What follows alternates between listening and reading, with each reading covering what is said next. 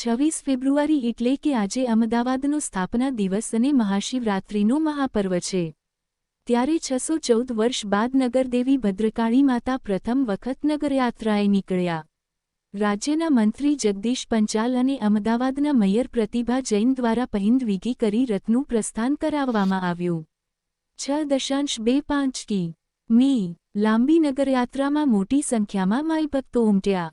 અમદાવાદ શહેર પોલીસ દ્વારા માતાજીને ગાર્ડ ઓફ ઓનર આપી ઢોલ, નગારા, શરણાઈ, ધજા અને ખુલ્લી જીપ અને વાહનો સાથે નગરજનો રથ લઈ આગળ વધી રહ્યા છે. નગરયાત્રામાં અનેક અખાડાઓ પણ જોડાયા છે. એક રિપોર્ટ ગુજરાત ગીતા ન્યૂઝ અમદાવાદ શહેર.